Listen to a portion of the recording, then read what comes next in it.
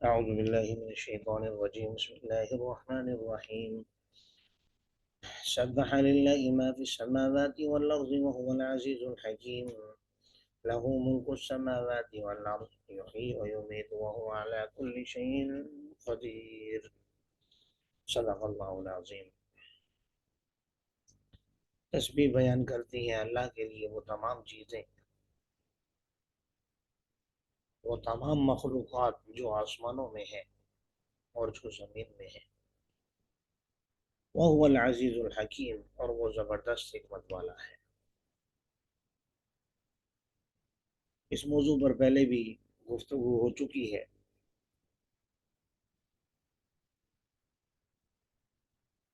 کہ اللہ تبارک و تعالی نے دوسرے مقام پر اور واضح انداز میں فرمایا وَإِن مِّن شَيْءٍ إِلَّا يُسَبِّحُ بِحَمْدِهِ وَلَٰكِن لَّا تَفْقَهُونَ تَسْبِيحَهُمْ، کہ اس کائنات کا ذرہ ذرہ اللہ کی حمد و ثنا کو بیان کرتا ہے۔ وَلَٰكِن لَّا تَفْقَهُونَ تَسْبِيحَهُمْ، لیکن تم لوگ ان کی تسبیح کو سمجھتے نہیں ہو۔ اگرچہ مفسرین نے دونوں تفسیریں کی ہیں کہ حقیقی معنی میں وہ تسبیح بیان کرتے ہیں جیسے ہم کرتے ہیں، اور بعض نے یہ بھی کہا کہ یہاں تابع ہونا مراد ہے، صرف تسبیح بیان کرنا مقصود نہیں بلکہ تابع ہونا مقصود ہے۔ لیکن بہرحال پہلے معنی کو ترجیح حاصل ہے، خاص کر وَلَٰكِن لَّا تَفْقَهُونَ تَسْبِيحَهُمْ اس قرینے کی وجہ سے۔ اور یہ کوئی بعید بھی نہیں ہے کہ ہر چیز اللہ کی تسبیح بیان کرتی ہو، کیونکہ اللہ تو علی کل شیء قدیر ہے، اسی کے قبضہ قدرت میں ہے آسمانوں اور زمین کی بادشاہت۔ یحیی و یمیت، وہی زندگی بھی دیتا ہے اور موت بھی دیتا ہے۔ وہو علی کل شیء قدیر، وہ تو ہر چیز پر قادر ہے۔ وہی اول ہے، وہی آخر ہے، وہی ظاہر ہے، وہی باطن ہے، وہ تو ہر چیز کا علم رکھتا ہے۔ دوسرے معنی میں کہ اللہ تبارک و تعالی ہمیشہ سے ہے اور ہمیشہ رہیں گے، ان کی کوئی ابتدا نہیں، ان کی کوئی انتہا نہیں، ان کا کوئی آغاز نہیں کہ یہاں سے یہاں تک، نہ، ہمیشہ سے ہے، ہمیشہ رہیں گے۔ اور یہاں شاید اول، جب ہمیشہ سے ہے تو اول کیوں کہا؟ تو اول شاید اس معنی میں کہا کہ اللہ سے پہلے کوئی چیز نہیں تھی، اس اعتبار سے شاید اول کہہ دیا، اور آخر بھی اسی معنی میں کہا کیونکہ ہر چیز کے فنا ہونے کے بعد اللہ کی ذات ہی باقی رہے گی۔ جب کوئی بھی چیز نہیں تھی تب بھی اللہ تھا، اور جب کوئی چیز باقی نہیں رہے گی تب بھی اللہ ہوگا، اس اعتبار سے آپ کو اول و آخر کہا گیا ہے۔ اسی طرح ظاہر اس لحاظ سے کہ اللہ تبارک و تعالیٰ کے وجود پر اگر دلائل دیکھے جائیں، قدرت کی نشانیاں دیکھی جائیں، اللہ کے احسانات کو دیکھا جائے، تو ہر چیز سے اللہ سمجھ میں آ جاتا ہے، تو اللہ بالکل ظاہر ہے۔ لیکن ذات کے اعتبار سے دیکھا جائے تو لا تدرکہ الابصار وہو یدرک الابصار، ہماری آنکھیں اسے دیکھ ہی نہیں سکتی، اس لیے باطن کہا۔ بہرحال وہو بکل شیء علیم، یاد رکھو وہ ہر چیز کا علم رکھتا ہے۔ وہی ہے جس نے آسمانوں اور زمین کو 6 دنوں میں پیدا کیا، ثم استوى علی العرش، پھر عرش پر مستوی ہوئے۔ یہ دونوں مسئلے بھی ڈسکس ہو چکے ہیں۔ یعلم ما یلج فی الارض، جانتا ہے ان تمام چیزوں کو جو زمین میں داخل ہوتی ہیں، اور جو زمین سے نکلتی ہیں، اور ان کو بھی جو آسمان سے اترتی ہیں، اور ان چیزوں کو بھی جو آسمان میں چڑھتی ہیں۔ زمین میں داخل ہونے سے مراد بارش بھی ہے، اس میں اناج وغیرہ جو ہم بوتے ہیں وہ بھی ہے۔ زمین میں داخل ہونے سے انسان بھی ہے، کہ انسان کو مرنے کے بعد قبر میں دفن کیا جاتا ہے۔ اسی طرح آسمان سے بارش برستی ہے، اس کا زمین میں داخل ہونا بھی ہے، اور ان چیزوں کو بھی جو زمین سے نکلتی ہیں۔ تو قیامت کے دن سب انسان زمین سے ہی نکلیں گے۔ اسی طرح اناج نکلتا ہے، کس کی کتنی زمینیں ہیں اور کتنا اناج نکل رہا ہے، کتنا وہ کما رہا ہے، اللہ سب جانتا ہے۔ اب اللہ کے حقوق بھی ادا کر رہے ہیں کہ نہیں، یہ سوال ہے۔ اسی طرح جو آسمان کی طرف سے اترتی ہیں، یعنی بارش، فرشتے، اور اللہ کی ناراضگی کی صورت میں اللہ کے عذاب، فرمایا وہ بھی اللہ کے علم میں ہے۔ اور جو آسمان کی طرف چڑھتے ہیں، یعنی لوگوں کے اعمال، خاص کر نیک اعمال آسمان کی طرف چڑھتے ہیں، اور اسی طرح فرشتے بھی۔ فرمایا وَهُوَ عَلِيمٌ بِذَاتِ الصُّدُورِ، یہ باتیں تو ظاہر میں نظر آنے والی ہیں، جو نظر نہیں آتی یعنی تمہارے دلوں کی باتیں، اللہ تو ان سے بھی واقف ہے۔ ایمان لاؤ اللہ پر اور اس کے رسول پر، اور خرچ کرو اس مال میں سے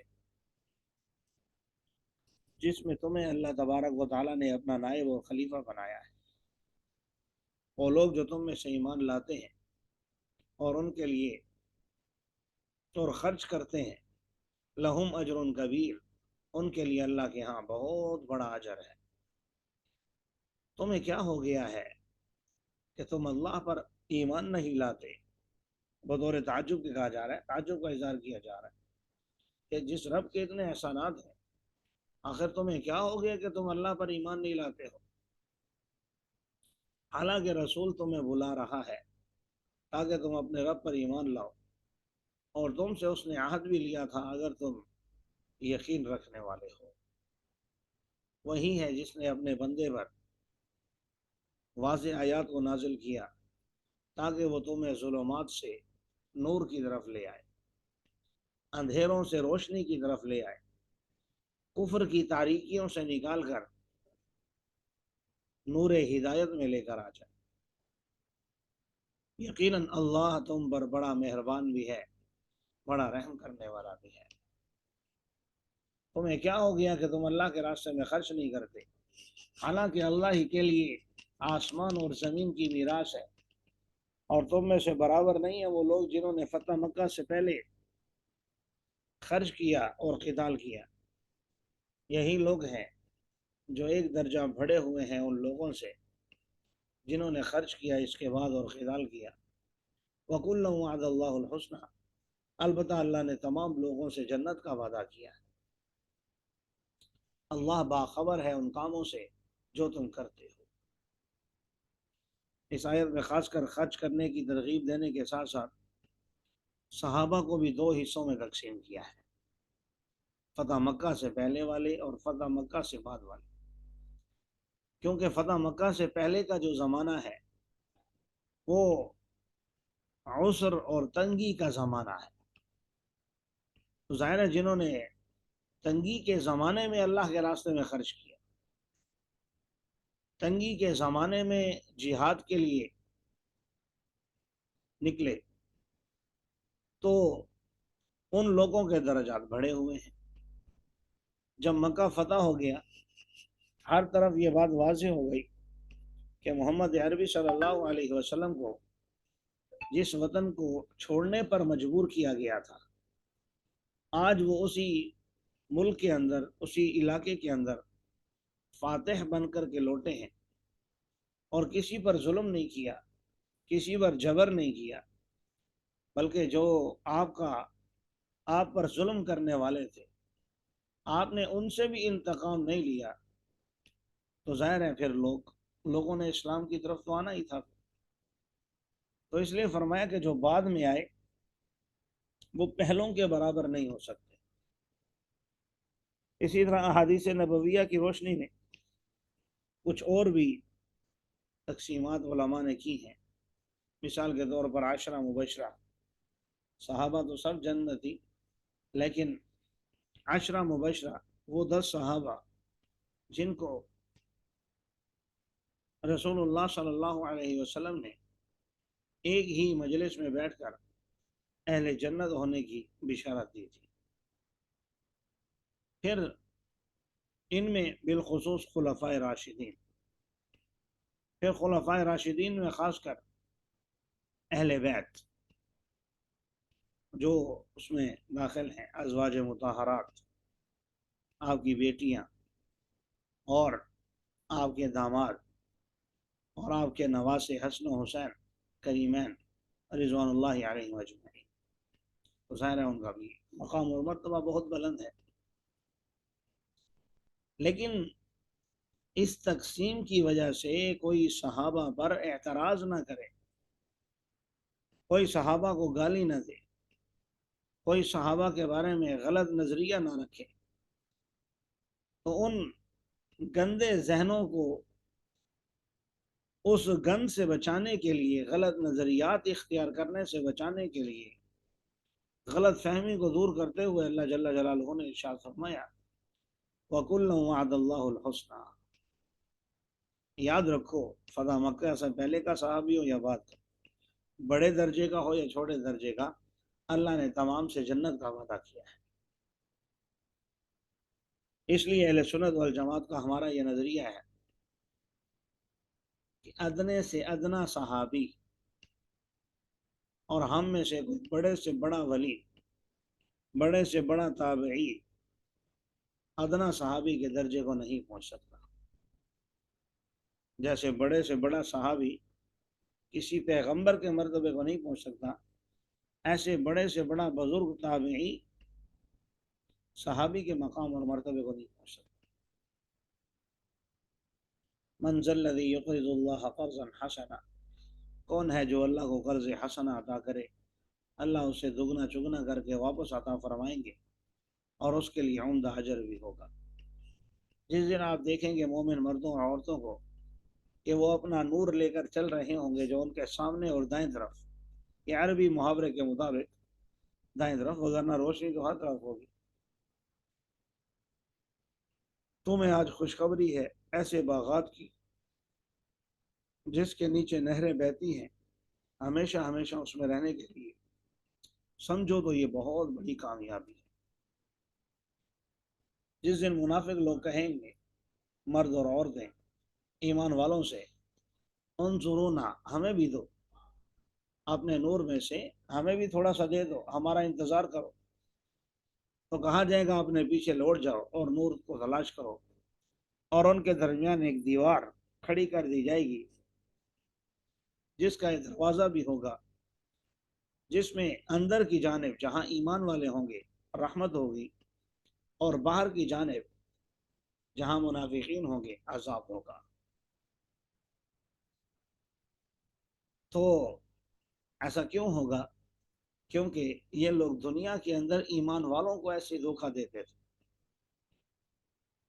اللہ کے رسول صلی اللہ علیہ وسلم کے ساتھ دغا بازی کرتے تھے، تو جو دنیا میں کرتے تھے آج ان کے ساتھ بھی یہی ہو جائے گا کہ ایمان والوں کے ساتھ جا رہے ہوں گے اور اب خوش ہوں گے کہ ہم بھی جنت میں جا رہے ہیں، لیکن درمیان میں دیوار کھڑی کر دی جائے گی اور ان کا نور مٹ جائے گا، یہ اندھیرے میں ہو جائیں گے اور پھر جہنم میں گر جائیں گے۔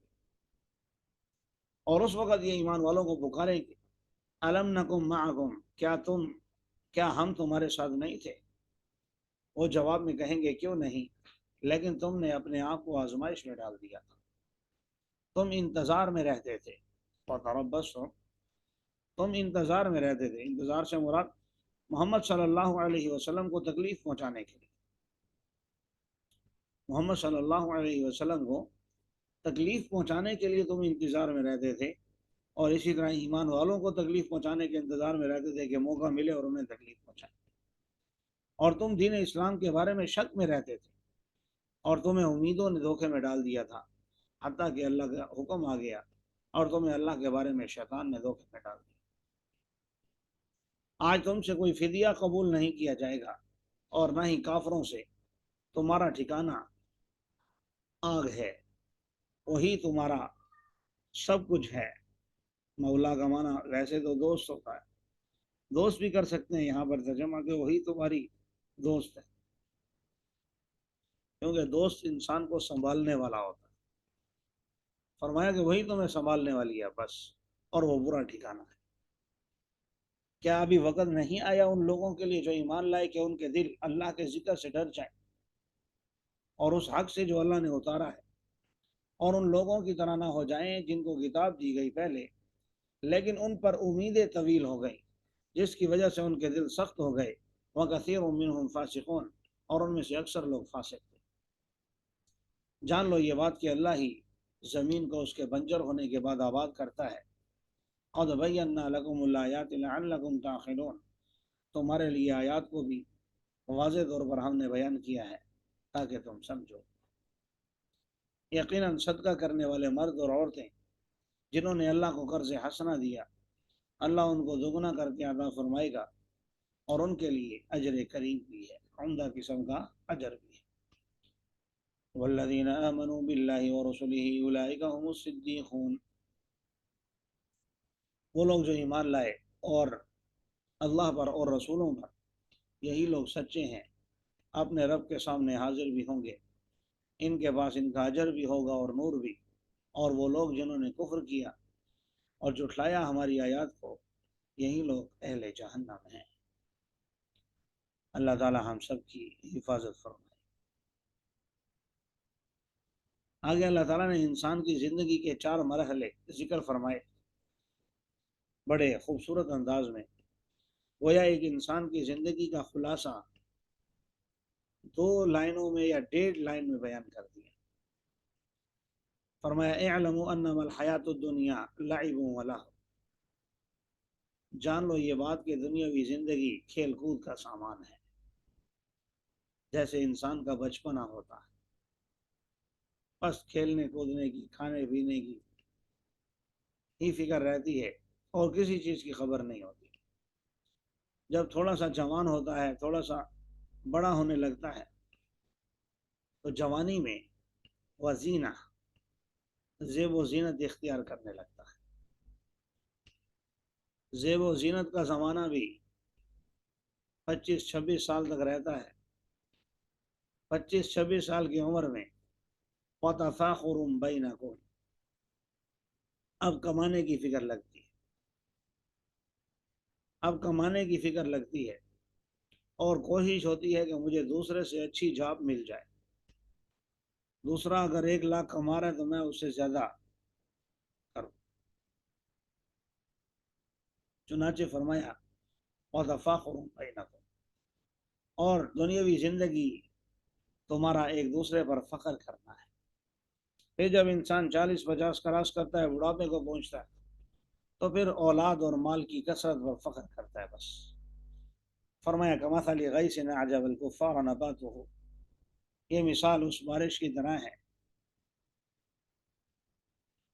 کہ جس کی وجہ سے نباتات کا اگنا کسانوں کو اچھا لگتا ہے۔ کسان خوش ہوتے ہیں کہ بارش ہوئی ہے اور ہماری نباتات اگ گئی، اناج آ گیا ہے، لیکن ثم یہیج فتراه مصفرا، پھر وہ خشک ہو جاتی ہے، پھر آپ اس کو دیکھتے ہیں زرد حالت میں، پھر وہ چورا چورا ہو جاتی ہے۔ ایسے ہی انسان ختم ہو جاتا ہے، اگر نہ سمجھے تو آخرت میں عذاب بڑا سخت ہے، اور اگر سمجھ جائے تو اللہ کی طرف سے مغفرت بھی ہے اور رضامندی بھی۔ یاد رکھو دنیاوی زندگی دھوکے کے سامان کے سوا اور کچھ نہیں۔ سابقوا الی مغفرۃ من ربکم، دوڑو اپنے رب سے مغفرت حاصل کرنے کے لیے اور جنت حاصل کرنے کے لیے جس کی چوڑائی آسمان اور زمین کے برابر ہے، جو تیار کی گئی ہے ان لوگوں کے لیے جو ایمان لائے، نیک اعمال کیے، ایمان لائے اللہ پر اور اس کے رسولوں پر۔ ذالک فضل اللہ یؤتیہ من یشاء، یہ اللہ کا فضل ہے جسے چاہتا ہے عطا فرماتا ہے، اور اللہ بہت بڑے فضل والے بھی ہیں۔ اور بہت زیادہ انعام کرنے والے بھی ہیں۔ نہیں ہے کوئی مصیبت جو کسی کو پہنچے زمین میں اور نہ ہی تمہارے اپنے نفسوں میں، مگر وہ لوح محفوظ میں اس سے پہلے موجود ہوتی ہے۔ ان نبرأہا، کیونکہ ہم اسے، اس آپ کی تکلیف کو، اس پریشانی کو ہم نے پہلے سے لکھا ہوا ہے۔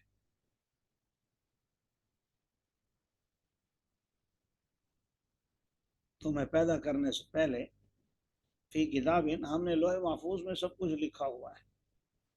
یہاں کتاب سے مراد لوح محفوظ ہے، اور لوح محفوظ وہ ہے جس میں اللہ تبارک و تعالیٰ نے ازل سے لے کر اب تک، قیامت تک ہونے والے معاملات کو لکھ دیا ہے۔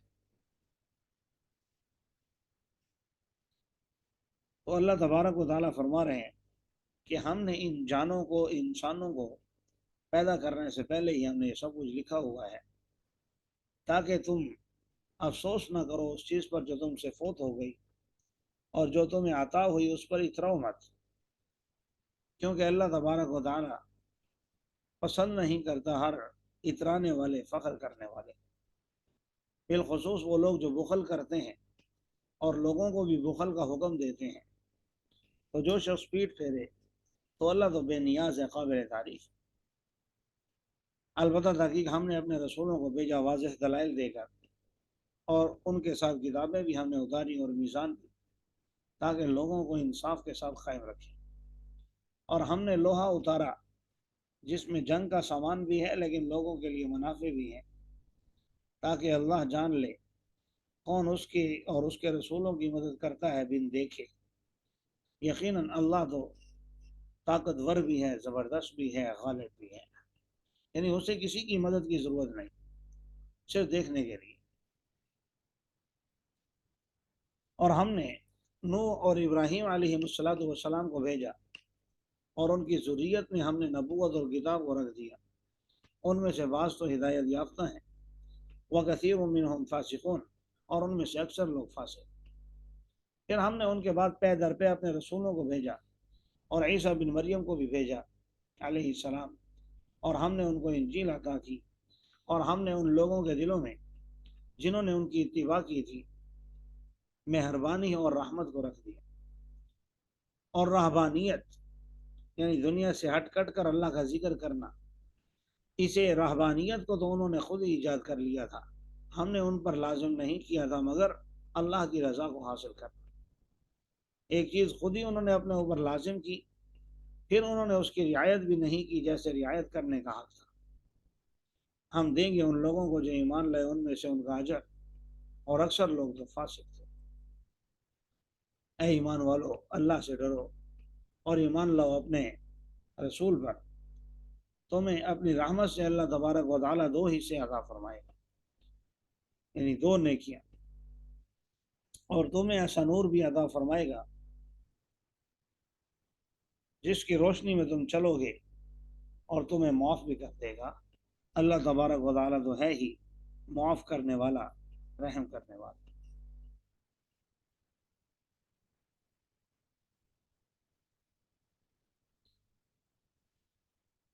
تاکہ اہل کتاب لوگ یہ بات جان لیں کہ وہ کسی چیز پر قادر نہیں ہے اللہ کے فضل میں سے، اور فضل اللہ ہی کے قبضہ قدرت میں ہے، سب کا سب، جس کو اللہ چاہے گا عطا فرمائے گا، اور اللہ تو بڑے فضل والا ہے۔ یہاں بالخصوص ایک بات کی طرف اشارہ کیا ہے کہ مشرکین مکہ یہودیوں کو دیکھتے تھے کہ وہ پڑھے لکھے لوگ ہیں، وہ کیا کرتے ہیں، اور یہودی اس حسد میں اور اس بغض میں لگے ہوئے تھے کہ